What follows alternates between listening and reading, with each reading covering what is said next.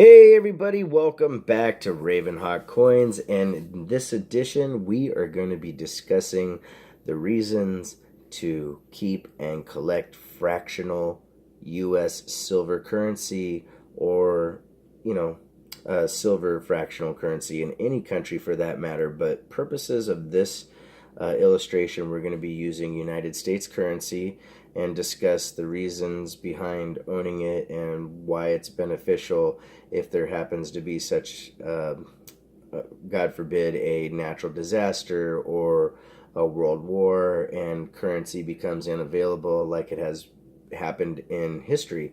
So I wanted to discuss that because you also have things like Bitcoin at colossal highs, and the stock market is at an all-time record high, and you need to be prepared in life. So not that I'm a doomsday or naysayer, but I want to make sure that I'm at least a little bit prepared. So one of the things that I want to discuss is how fractional currency worked throughout history and the ways that people used it to make sure that they could trade for goods and services based on the weight, the value of the silver in the coin, not necessarily what government was backing it.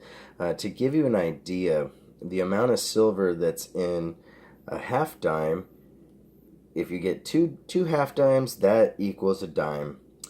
2 dimes and a half dime equals a quarter. That is also why they brought in nickels later into play, because these half dimes, as you can see here, are so tiny. They are literally, half the silver and half the size of a dime. And that math works all the way up to the dollars. So 4 quarters is the same silver as a dollar, and so is 2 halves.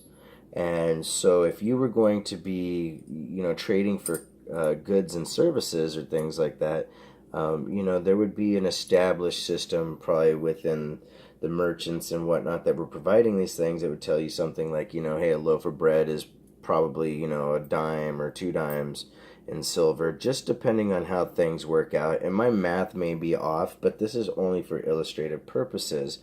And to give you an idea about why nickels are so large is when nickels were produced, they had to make sure that whatever was backing the money was equivalent in the precious metal. So nickel was a precious metal, and that's why a nickel is as big as it is, because the government had to basically guarantee that you could get 5 cents a nickel for your nickel.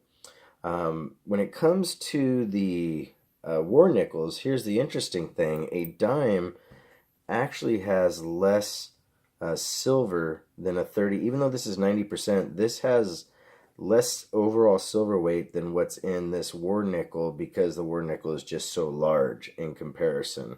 So that's one thing that's kind of cool to know, and it allows you also to, if you ever went to barter this, you could say, well, this technically is a little bit more than a dime.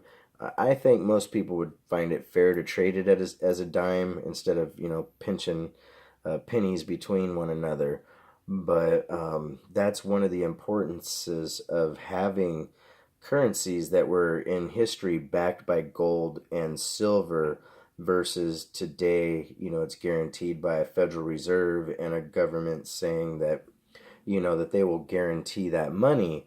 And, to this day, of course, nobody has lost on the United States not backing their money. But if some kind of global disaster happens and, or the dollar collapses, their things could change overnight. So that's why it's really important to make sure that if you're able to, if you're not really a coin collector, but you are a stacker, that you have currencies like this, fractional currencies from dollars all the way down to dimes.